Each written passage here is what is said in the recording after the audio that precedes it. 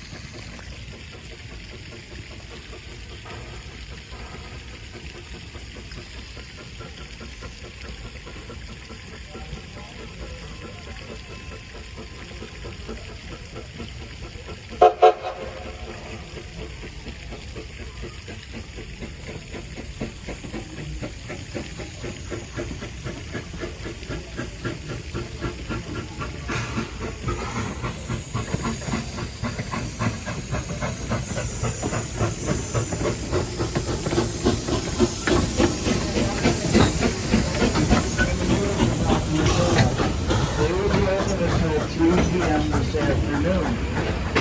And Spruce Creek, you can also get off and go over to Main Street, get ourselves down the street to our Model T rides. Down Junction, you can walk in front of the roundhouse and see what the inside.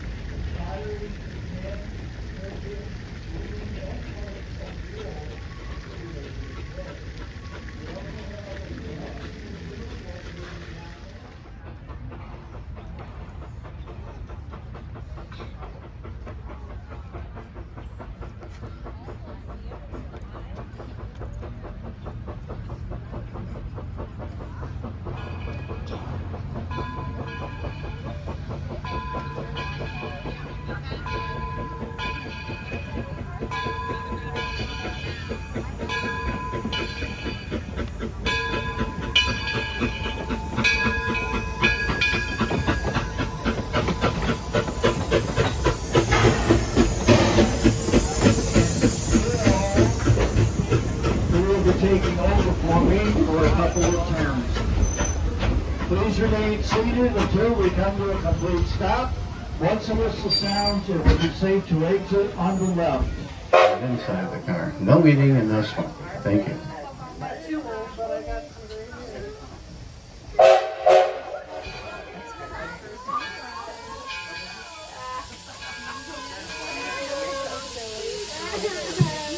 Well, we're on our way now to Firestone Station. That's up at the main gate. Smith Creek Depot is one of the original 28 buildings in Greenville Village when we opened October 21st in 1929. An authentic train depot comes to us from Smith Creek, Michigan, about 60 miles north of here, just outside of Port Huron. Across from Smith Creek, the other brick building there is the Detroit Edison Illuminating Company, where Thomas Edison created many generators that help power portions of the city of Detroit. You can learn how Henry Ford became his chief engineer while still building that quadricycle, getting a lot of encouragement from Edison to complete that project. The open building to the left is the new Detroit Central Marketplace, built in 1861 in downtown Detroit.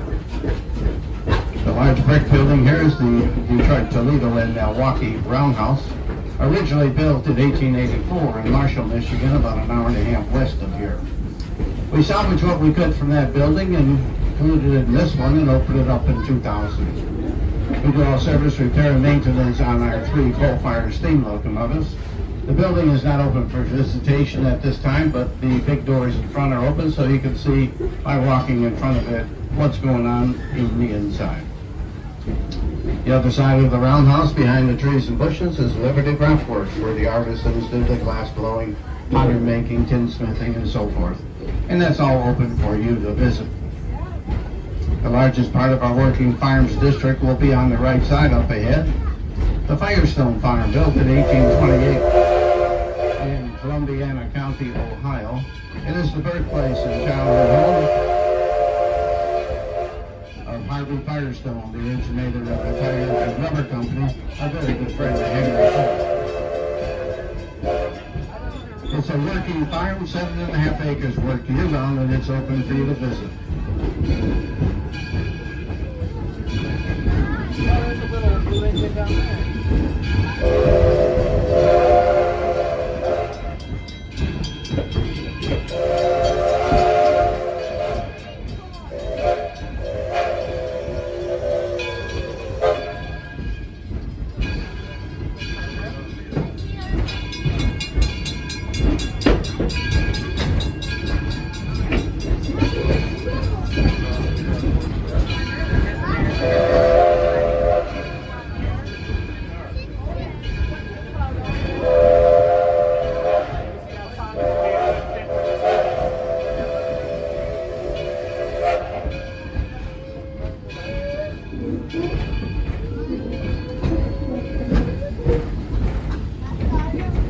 Well, we're coming into the main gate Firestone Station. If you choose to get off here, it's a short walk back to the farmhouse or over to Liberty Craft Works or even to the Model T shop for a ride on the Model T. Remain seated, please. Wait for the whistle from the engineer. Once you hear that one whistle, that will indicate you have set the air brake, and it'll be safe to exit on the right side. Remain seated until then. We'll be here for about 6 or 7 minutes and then depart for another round trip.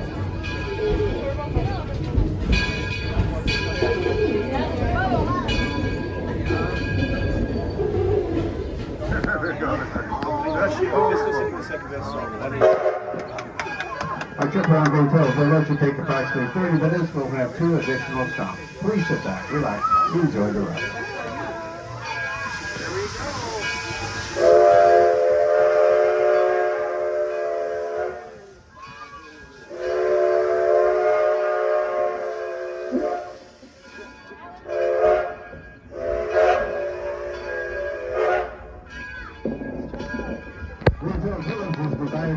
Historic districts. The Henry Ford Model T district is first on the left. First we can enjoy a ride on the authentic Model T through the interior of the building. Visit the Ford Motor Company in that area. There's a lot to see in the Model T area. Visit Henry Ford's birthplace. It's the White Farmhouse, built in 1861.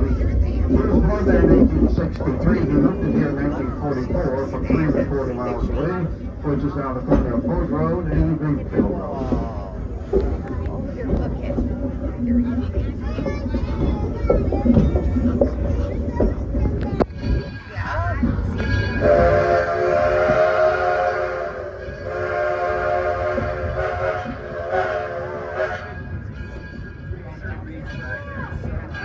Main Street District is where the Wright Brothers home and cycle shops are. They're authentic buildings coming to us from Dayton, Ohio, built in the 1870s. Learn about the beginning of aviation there.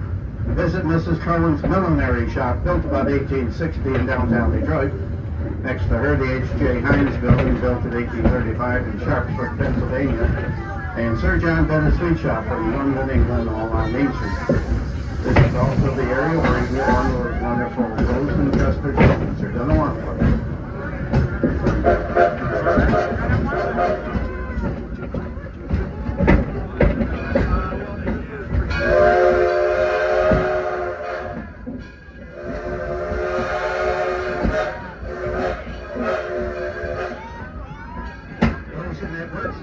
Historic district. Thomas Edison was credited with 1,003 U.S. patents, many more from England, France, and Germany. On the village green is the Linden County Courthouse, where Abraham Lincoln practiced law, built in 1840 in Lincoln, Illinois. The long gray building here is the restructured Menlo Park Laboratory. And the gold building next to it, down to the street a little bit, is the Sarah Jordan boarding house. Many of the men who work for Edison at the lab lived there. It's one of the first buildings in the United States wired for electricity. And next to Sarah Jordan is Edison's Fort Myers, Florida laboratory.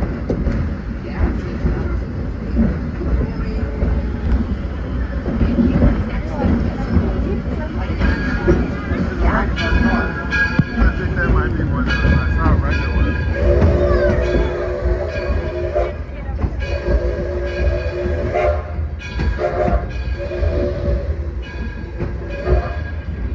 The 1832 actually covered bridge comes to us from southwest Pennsylvania. This is the entranceway in the Porches and Parlors district.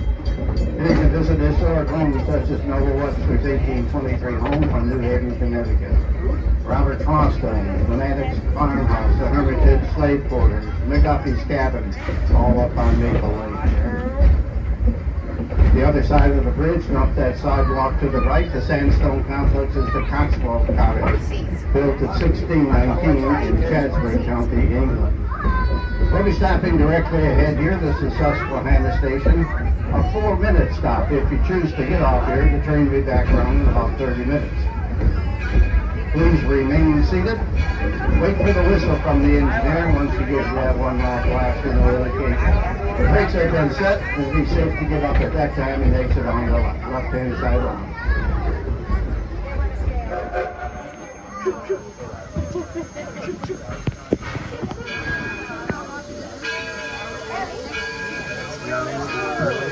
We're on the way now to Spitz Creek Depot at the far north end of Greenfield Village, is at the top of the map. The white building here is the Susquehanna Plantation, built in the early 1800s. Comes to us from St. Mary's County, Maryland, on the Patuxent River. It was 700 acres of tobacco, wheat, and corn. Hopefully it will be the good one. The Rush Tower building is the oldest American-made building in Greenfield Village, dating to the early 1600s. The Plimpton House for Mr. and Mrs. Plimpton raised 7 children in that small building in South Sudbury, Massachusetts. The windmill is the Ferris windmill, considered the oldest in the United States, built in 1640 on Cape Cod. It was a gift to Henry Ford by his National Dealer Association in 1936. The dark gray building next to us, the Daggett Farmhouse, dating to 1754 from Andover, Connecticut. If you get the opportunity today, stop back. Talk to the people in period clothing in that building. They love to talk about life in this country before the American Revolution. Yeah.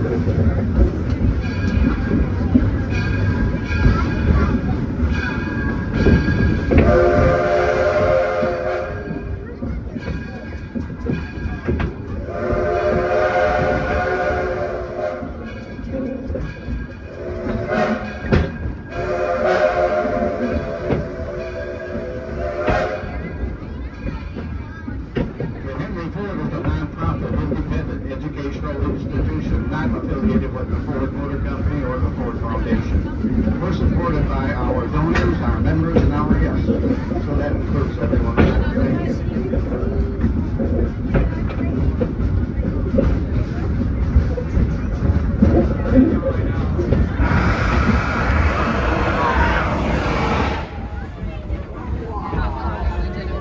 That blast of steam coming out the left-hand side is called a blowdown. It's a process steam they always go through to purge the boiler of any scales from the water.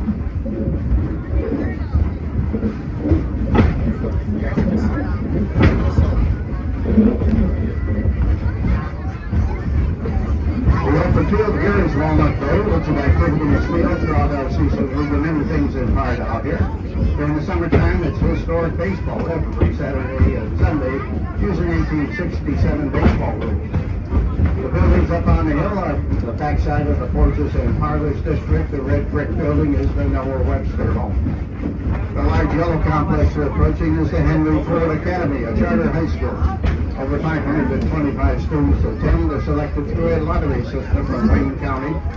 Graduation rate exceeding 95%. The curriculum focus is on science, technology, engineering, the arts, and math. The 10th, 11th, and 12th graders have classrooms here in the village, the 9th graders in the indoor museum. When Henry Ford opened Greenfield Village in 1929, he wanted to convey the inspiration of the American genius to the students. When Henry Ford was students first, he could be seen with them in the classrooms and on field trips. He wanted to inspire them to America's traditions of ingenuity, resourcefulness, and innovation, and we continue that here today at Greenfield Village.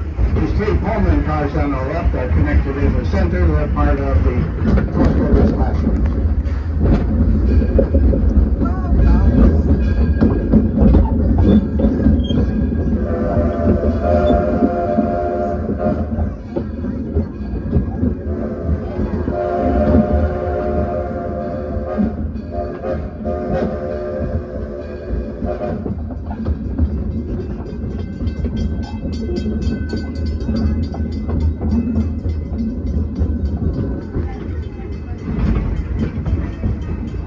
On the left side of the small white stone building up ahead is the Martha Mary Chapel, a non-denominational chapel very popular for weddings throughout our season. The name comes from Henry Ford's mother-in-law Martha and Mother Mary. It's one of the original buildings here. The green building is the Taste of History. It's a cafeteria-style restaurant.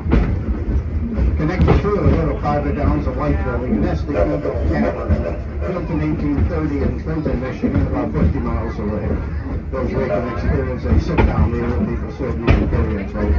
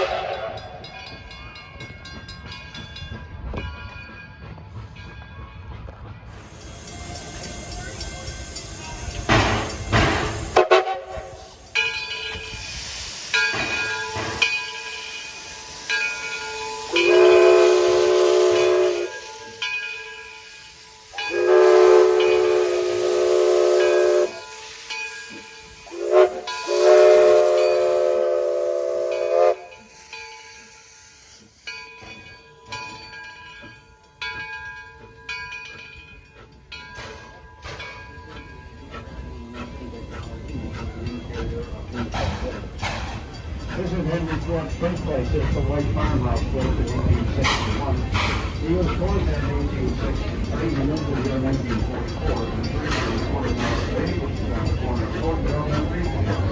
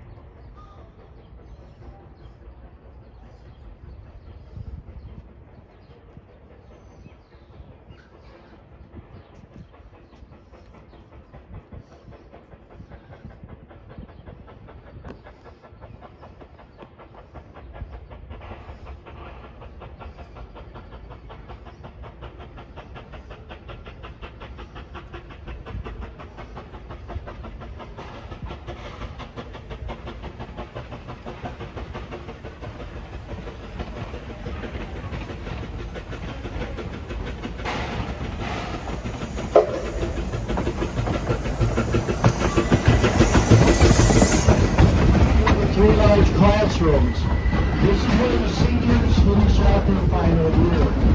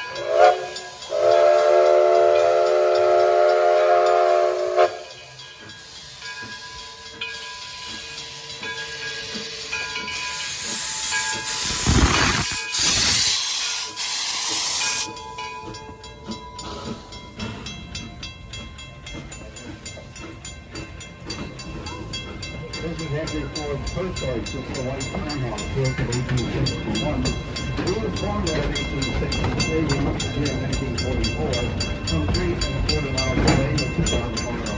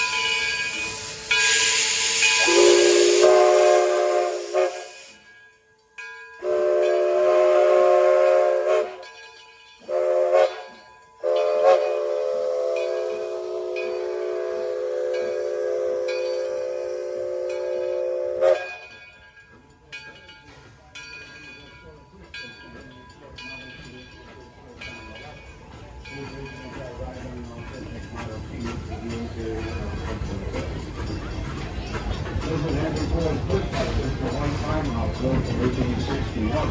He was born there in 1863 and moved here in 1944. On 3.25 miles away.